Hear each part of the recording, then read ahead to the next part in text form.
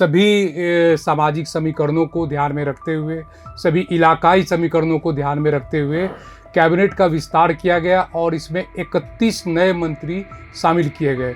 2 और मंत्री बनाए जा सकते हैं। निश्चित रूप से जदयू कोटे के ये जगह है। उम्मीद की जा रही थी कि मंगल पांडे को एक बड़ा मंत्री का पद मिलेगा और बड़ा विभाग उनको दिया जाएगा। लेकिन जो किस परिस्थिति में उनके नाम कट गए, उनके समर्थकों में एक थोड़ी सी मायूसी भी दिखी कि उनका नाम होना चाहिए था। इस सरकार में एकमात्र अल्पसंख्यक मंत्री मोहम्मद जमा खान, जो कैमूर जिले के चैनपुर से वो चुनाव जीत कर आए हैं, तो उनको महिलाओं की संख्या अगर हम देखें तो 4 महिलाएं इस बार मंत्री बनी है, 2 भारतीय जनता पार्टी की और 2 जनता दल यूनाइटेड की। तो आखिरकार बिहार में सम्राट चौधरी कैबिनेट का आज विस्तार हो गया। जैसा कि हम सब जानते हैं 15 अप्रैल को उनके नेतृत्व में नई सरकार बनी थी और आज ऐतिहासिक गांधी मैदान में शपथ ग्रहण समारोह हुआ, जिसमें प्रधानमंत्री से लेकर भाजपा और एनडीए के तमाम दिग्गज मौजूद थे और उनकी मौजूदगी में मंत्रियों ने शपथ ले ली। अब शाम तक उनके विभागों का बंटवारा होने की संभावना है, लेकिन मंत्रिमंडल में जो लोग शामिल किए गए हैं उनका सामाजिक संरचना क्या है उनकी, और भौगोलिक लिहाज से बिहार के किन इलाकों को कितनी जगह मिली, हम इन सब मुद्दों पर बात करेंगे। मैं हूं अजय कुमार, आप देख रहे हैं प्रभात खबर का खास कार्यक्रम, जिसमें हम लोग चर्चा करेंगे आज मंत्रिमंडल विस्तार को लेकर कि इसके कितने पहलू, कितने आयाम दिख सकते हैं। हमारे साथ इस चर्चा में भाग लेने के लिए हमारे सहकर्मी मिथिलेश कुमार जी मौजूद हैं। मिथिलेश जी, आपका स्वागत है। जी धन्यवाद। पहली नज़र में इस विस्तार को आप कैसे देख रहे हैं? जी, ये 15 अप्रैल को सम्राट चौधरी के नेतृत्व में जो सरकार बनी, एनडीए की दूसरी सरकार, और ये भाजपा के पहले मुख्यमंत्री बने, तो इसकी पहली विस्तार है ये, जिसमें व्यापक रूप से सभी सामाजिक समीकरणों को ध्यान में रखते हुए, सभी इलाकाई समीकरणों को ध्यान में रखते हुए कैबिनेट का विस्तार किया गया और इसमें 31 नए मंत्री शामिल किए गए। ये आपको बताया कि इससे पहले मुख्यमंत्री को ऐड करके 3 मंत्री थे, एक मुख्यमंत्री हो गए और दूसरे जदयू से 2 उप मुख्यमंत्री, कुल मिला के 34 मंत्री हो गए, मुख्यमंत्री समेत। अब ये पूरी तरह एक सरकार हो गई और संख्या बल की दृष्टि से अगर हम देखें तो 2 मंत्रियों का पद अभी और रिक्त है, मतलब 2 और मंत्री बनाए जा सकते हैं। तो 2 मंत्री बनाए जा सकते हैं, ये कोटा किधर हो सकता है, बीजेपी के कोटे से या जदयू के कोटे? ये निश्चित रूप से जदयू कोटे के ये जगह है और जदयू कोटे से 2 बनाए जाएंगे मंत्री। आज जदयू कोटे से 13 मंत्री बने हैं और 2 इसके पहले थे, तो कुल 15 मंत्री हुए। बीजेपी के कोटे से 15 मंत्री आज बने हैं और मुख्यमंत्री को अगर जोड़ लिया जाए तो वो 16 उनकी संख्या हो जाती है। बिल्कुल। खास बात ये है मिथिलेश जी कि स्वास्थ्य मंत्री जो थे मंगल पांडे और पश्चिम बंगाल के वो प्रभारी भी थे, उनको इस विस्तार में जगह नहीं मिल पाई। पहला एक तो ये कि इसके पीछे की क्या कहानी आपने सुनी या क्या कुछ कारण रहे। दूसरा कि इस विस्तार में कितने नए लोगों को जगह मिली और कितने जो पहले थे नीतीश कुमार की कैबिनेट में वो बर्थ नहीं पा सके। सबसे बड़ी बात तो यह है कि मंगल पांडे भारतीय जनता पार्टी के सीजन्ड नेता माने जाते हैं। उनकी शुरुआत उन्होंने अखिल भारतीय विद्यार्थी परिषद, भारतीय जनता पार्टी युवा मोर्चा से होते हुए भारतीय जनता पार्टी के प्रदेश अध्यक्ष, पिछला चुनाव भी वो लड़े और जीते भी। पिछले चुनाव अभी तक वो विधान परिषद के सदस्य होते आए थे, लेकिन 2025 का जो नवंबर में चुनाव हुआ उसमें उन्होंने सिवान जैसी महत्वपूर्ण सीट पे जीत हासिल की और विधायक बने। अभी जो पश्चिम बंगाल में भारतीय जनता पार्टी को रिकॉर्ड जीत मिली है, उसके पश्चिम बंगाल के वो प्रभारी थे, तो उम्मीद की जा रही थी कि मंगल पांडे को एक बड़ा मंत्री का पद मिलेगा और बड़ा विभाग उनको दिया जाएगा। लेकिन जो किस परिस्थिति में उनके नाम कट गए, उनके समर्थकों में एक थोड़ी सी मायूसी भी दिखी कि उनका नाम होना चाहिए था। लेकिन उम्मीद ये जताई जा रही है कि भारतीय जनता पार्टी उनको किसी दूसरे जगह पे किसी महत्वपूर्ण जगह पे उनको बिठाया जाएगा। लेकिन इतना तय है कि उनके समर्थकों में थोड़ी सी मायूसी दिखी कि मंगल पांडे मंत्री बनाए जाते, उनको उम्मीद बनी थी, एक उम्मीद तो थी कि मंगल पांडे का जो सांगठनिक जो क्षमता है और जो स्वास्थ्य विभाग में रहते हुए उन्होंने जो कुछ कामकाज किया, तो उस मूल्यांकन के आधार पर इनका कद बढ़ सकता है। बहरहाल ये पार्टी का अपना फैसला है और उसकी व्याख्या होती रहेगी। पर इसमें मिथिलेश जी किन नए चेहरों को शामिल किया गया है? देखिए, 6 नए लोग मंत्री बनाए गए हैं इस सरकार में। आज जो 31 मंत्रियों ने शपथ ली, उसमें 6 नए चेहरे हैं। हम बात भारतीय जनता पार्टी की करें तो मिथिलेश तिवारी पहली बार मंत्री बने हैं और गोपालगंज के बैकुंठपुर विधानसभा सीट से वो विधायक बने हैं और इसके पहले भी वो विधायक थे। इसी तरह भारतीय जनता पार्टी में रामचंद्र प्रसाद हायाघाट विधानसभा सीट से वो दूसरी बार जीत कर आए हैं, उनको भी मंत्री बनाया गया है। रामनगर की सीट जो है वहाँ से नंद किशोर राम जीते हैं, वो भी पहली बार मंत्री बनाए गए हैं। और बिहपुर सीट भागलपुर की है, वहाँ से इंजीनियर शैलेंद्र हैं, वो पहली बार मंत्री बनाए गए हैं। हम बात जदयू की करें तो सबसे बड़ा नाम जो है वो निशांत कुमार का है, जो पूर्व मुख्यमंत्री और जदयू के राष्ट्रीय अध्यक्ष नीतीश कुमार के बेटे हैं निशांत कुमार, वो पहली बार मंत्री बनाए गए हैं।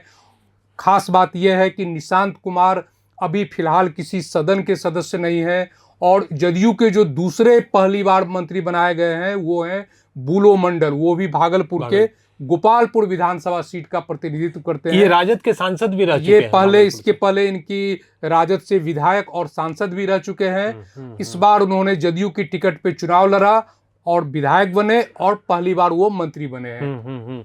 तो इस तरह भाजपा से 4 और जदयू से 2 नए मंत्री बने। हम लोग निशांत कुमार की भी बात कर लेते हैं।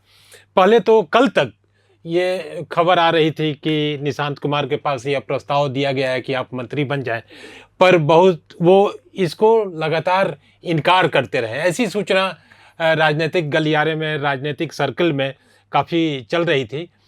तो लेकिन देर रात तक संभवतः ये तय हो गया कि निशांत कुमार ने स्वीकार कर लिया है मंत्री बनना।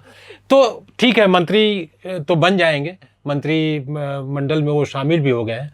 इसके जरिए क्या जदयू को मतलब किस तरह से और एकजुट करने की बात है, या जदयू के भीतर एक केंद्र ऐसा बने जो कि पूरी पार्टी और सरकार में उसका प्रतिनिधित्व साबित हो, इसको लेकर क्या है?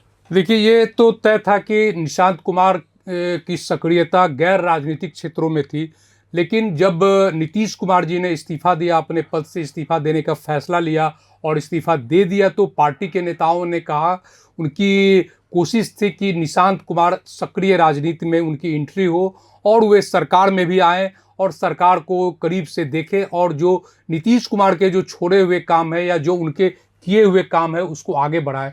तो मान मनोबल की बातें चल रही थी।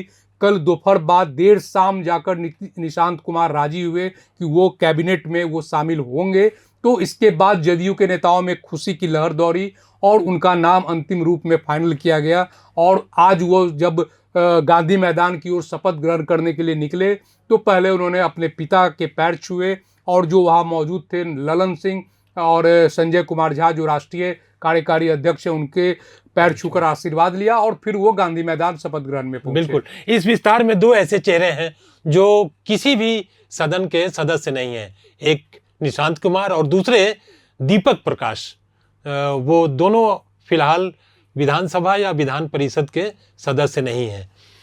मिथिलेश जी, आगे चर्चा जारी रखते हैं और ये जानना चाहते हैं कि जो सामाजिक एक समीकरण जिसको लेकर लोग उत्सुक रहते हैं, किसको कितना प्रतिनिधित्व मिला, इसका डेटा अगर आपके पास हो तो हमारे दर्शकों को आप शेयर करें। निश्चित रूप से हम उसको समेकित रूप से देखते हैं कि मुख्यमंत्री और जो पहले 2 उप मुख्यमंत्री बनाए गए थे और आज जो 31 मंत्री बने, कुल मिलाकर 34 मंत्रियों की संख्या होती है, उनमें मुख्यमंत्री भी शामिल हैं।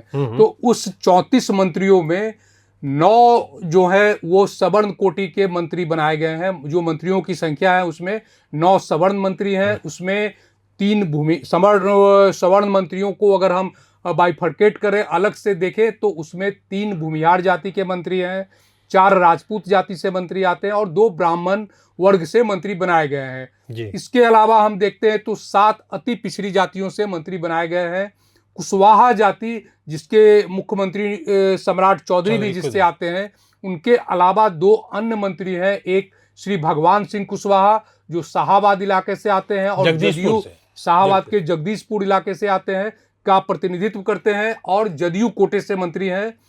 तीसरे मंत्री जो हैं कुशवाहा बिरादरी से, वो दीपक प्रकाश हैं, उपेंद्र कुशवाहा के बेटे हैं और वो फिलहाल अभी, जैसा आपने बताया, अभी वो किसी सदन के सदस्य नहीं है, फिर भी दूसरी बार मंत्री बनाए गए हैं। धानुक जाति जो अति पिछड़ी समाज से आते हैं लोग, उनके 2 मंत्री बनाए गए हैं। एक शीला मंडल जो फुलपरास से बनी है मंत्री, और दूसरे दामोदर रावत जो जमुई के झाझा से विधायक है और वहां के मंत्री बनाए गए हैं। और हम इसी दोनों नीतीश कुमार जी की कैबिनेट में वो मंत्री रहे हैं। परिवहन मंत्री शीला मंडल थी और दामोदर राउत जी भवन निर्माण विभाग के मंत्री रहे हैं। बिल्कुल बिल्कुल। हम दलित कोटे से मंत्री की बात करें तो अशोक चौधरी, डॉक्टर अशोक चौधरी जदयू कोटे से मंत्री बनाए गए हैं। लखेंद्र कुमार रोशन, लखेंद्र रोशन के नाम से वो जाने जाते हैं, भारतीय जनता पार्टी के कोटे से बने हैं। लोजपा रामविलास के कोटे से संजय कुमार मंत्री बनाए गए हैं। जीतन राम मांझी की पार्टी हम से, उसके अध्यक्ष संतोष सुमन मंत्री बनाए गए हैं। जदयू से रत्नेश सदा मंत्री बनाए गए हैं। तो कुल 7 मंत्री शेड्यूल कास्ट अनुसूचित जाति से भी बनाए गए हैं। ये सामाजिक एक आधार है। अति पिछड़ी जाति चंद्रवंशी समाज से प्रमोद चंद्रवंशी मंत्री बनाए गए हैं। अरुण शंकर प्रसाद जो मधुबनी जिले से के खजौली विधानसभा का प्रतिनिधित्व करते हैं, वो सूरी जाति जो अति पिछड़ी समाज से आती है, उस जाति से मंत्री बनाए गए हैं। रामचंद्र प्रसाद अति पिछड़ी जाति से आते हैं, वो भारतीय जनता पार्टी के मंत्री बनाए गए हैं। तो कुल मिलाकर सामाजिक समीकरणों का अच्छा खासा ख्याल रखा गया है इस मंत्रियों के चयन में। नहीं, जैसा कि आपने कहा, एक अल्पसंख्यक मंत्री जो जमा खान है जी, वो भी उनको जी, इस सरकार में एकमात्र अल्पसंख्यक मंत्री मोहम्मद जमा खान जो कैमूर जिले के चैनपुर से वो चुनाव जीत कर आए हैं, तो कुल उनको बनाया गया है। 34 मंत्रियों में महिलाओं की संख्या कितनी है? महिलाओं की संख्या अगर हम देखें तो 4 महिलाएं इस बार मंत्री बनी है, 2 भारतीय जनता पार्टी की और 2 जनता दल यूनाइटेड की। जनता दल यूनाइटेड से लेसी सिंह जो पुरानी मंत्री, पहले भी कई बार मंत्री रह चुकी है, नीतीश कुमार सरकार में मंत्री रही है। समता पार्टी के दिनों से वो साथ है, नीतीश कुमार की कोर टीम में शामिल है। जदयू की जो दूसरी मंत्री बनी है वो शीला कुमारी है, वो मधुबनी के फुलपरास सीट से चुनाव जीत कर आई है। भारतीय जनता पार्टी ने जिन 2 महिलाओं को मंत्री बनाया है उनमें रमा निषाद हैं, वो मुजफ्फरपुर के पूर्व सांसद, पूर्व केंद्रीय मंत्री कैप्टन जयप्रकाश निषाद की बहू है, पुत्र वधू हैं, और अजय निषाद की बहू हैं, और ये पिछली सरकार में भी मंत्री थी। और जो दूसरी मंत्री है भारतीय जनता पार्टी की, वो श्रेयसी सिंह है, जो इसके पिछली सरकार में भी वो मंत्री रही है। जी जी, दिग्विजय सिंह पूर्व केंद्रीय मंत्री की वो पुत्री है, और वो भारतीय खेल के क्षेत्र में भी वो एक चर्चित चेहरा है। अब हम लोग थोड़ा भूगोल पर बात कर लेते हैं। बिहार का जो आप कहें कि जो पूरा भौगोलिक स्थिति है, उसका इस कैबिनेट विस्तार में कितना संयोजन हो पाया है? जैसे मान लीजिए कि मिथिलांचल की बात करें, सीमांचल की बात करें, शाहाबाद से भगवान सिंह कुशवाहा, जगदीशपुर से, और ये तो हैं ही आरा से संजय टाइगर, रोहतास से भी कई लोगों को शामिल किया गया, जमा खान जिसमें एक है। फिर आपका मगध का जो इलाका है, भागलपुर से 2 लोगों को शामिल किया गया है। तो भौगोलिक स्थितियों को आप किस तरह नज़रिए से देखते हैं? भौगोलिक में आप देखें तो एक जो कहीं दिख रहा है वो है पटना का इलाका। पटना से भारतीय जनता पार्टी के 2 मंत्री हमेशा से होते आए हैं। पहले भी आप देखें एनडीए की जो 2005 में सरकार बनी तो सुशील कुमार मोदी, नंदकिशोर यादव, ये पटना से मंत्री होते आए। हाल के दिनों तक पटना का प्रतिनिधित्व रहा, लेकिन इस बार जो सरकार बनी उसमें एकमात्र रामकृपाल यादव पटना से मंत्री बने। श्याम रजक जो जदयू के वरिष्ठ नेता रहे हैं, उनकी चर्चा रही थी, लेकिन उनको मंत्रिमंडल में जगह नहीं मिल पाई। काफी सीनियर वो अगर देखें तो श्याम रजक जी नेता हैं, उनका जेपी आंदोलन के समय के वो युवा नेता रहे हैं उस जमाने के, तो उनकी उम्मीद बंधी थी, उनके समर्थकों में उम्मीद थी कि श्याम रजक इस बार मंत्रिमंडल में शामिल होंगे, लेकिन उनको जगह उनको नहीं मिल पाई है। इसी तरह हम मिथिलांचल में देखें तो मिथिलांचल में नीतीश मिश्रा जो मधुबनी के झंझारपुर सीट से चुनाव जीत कर आए हैं, वो फिर एक बार मंत्री बने हैं। इसके पहले भी वो उद्योग विभाग और ग्रामीण विकास विभाग के मंत्री रहे हैं। दरभंगा से हम देखते हैं मिथिलांचल के का अच्छा खासा प्रभाव दिखा है इस मंत्रिमंडल में। जैसे दरभंगा से रामचंद्र प्रसाद हायाघाट से चुनाव जीत कर आए, वो मंत्री बने। सहरसा से रत्नेश सदा को मंत्री बनाया गया है। मधुबनी हो गया, मधुबनी का भी प्रतिनिधित्व 2 लोगों का है, अरुण शंकर प्रसाद और नीतीश मिश्रा हैं। सुपौल से खुद उप मुख्यमंत्री विजेंद्र प्रसाद यादव बने हैं। तो एक सहरसा से रत्नेश सदा मंत्री बने हैं सोनवर्षा विधानसभा सीट से। हम शाहाबाद की ओर आते हैं तो संजय सिंह टाइगर आरा से जो चुनाव जीत कर आए हैं भारतीय जनता पार्टी के, वो मंत्री बने हैं। और जनता दल यूनाइटेड ने भगवान सिंह कुशवाहा को मंत्री बनाया है। तो ये शाहाबाद का प्रतिनिधित्व है। हम गोपालगंज के इलाके में चलते हैं तो मिथिलेश कुमार तिवारी वहाँ से मंत्री बने हैं। और सुनील कुमार जो गोपालगंज जिले से ही आते हैं, जदयू के नेता हैं, बोरे सीट से वो चुनाव जीत कर आते हैं, उनको भी मंत्री बनाया गया है। तो कुल मिलाकर प्रतिनिधित्व चंपारण का भी अच्छा खासा दिखा है। रामनगर से नंदकिशोर राम मंत्री बने हैं। तो ये एक प्रभाव दिखा है। लेकिन अगर हम तुलना करें तो छपरा सीट से, छपरा जिले का प्रतिनिधित्व मुझे लगता है कि वो अभी छूट गया है। फिर चंपारण के जो जितनी सीटें हैं उस हिसाब से प्रतिनिधित्व लगता है कि और हो सकता था। तो ये कुछ जो एनडीए के घटक दलों ने जो मंत्रियों की संख्या है, विधानसभा की जो संख्या बल है, उस आधार पे बिहार में मंत्रियों की अधिकतम संख्या 36 हो सकती है। तो कुल मिलाकर 34 मंत्री हो चुके हैं। अब 2 सीट बचा है, तो उस 2 सीटों में आने वाले दिनों में लगता है कि वो कुछ असर दिखेगा। 2 सीटें बची हैं और कई ऐसे भी उम्मीदवार थे जिनकी तैयारी थी और उन्हें लग रहा था कि उन्हें मंत्री बनाया जाएगा, पर किसी कारण से। और दूसरी बात यह है कि हर चीज़ की एक सीमा भी है। जैसा कि हम लोगों ने चर्चा में कहा, बात ये आई कि आप कितनी अधिकतम मंत्रियों की संख्या हो सकती है, तो इस सीमा के भीतर ही मंत्रियों की संख्या रखनी भी थी। तो ये एक मजबूरी भी है। लेकिन जिस विस्तार में जिन मंत्रियों को जगह मिली, हम सब उम्मीद कर सकते हैं, हम सब की ओर से उनको शुभकामनाएं। और बिहार की अपेक्षाओं पर, बिहार के विकास के लिए, उसकी प्रगति के लिए वो मिलकर काम करेंगे।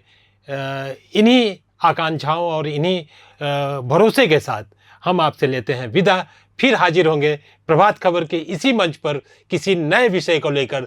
तब तक दीजिए हमें इजाज़त। बहुत बहुत धन्यवाद, शुक्रिया, नमस्कार। प्रभातखबर.com, विश्वास वही, रफ्तार नहीं।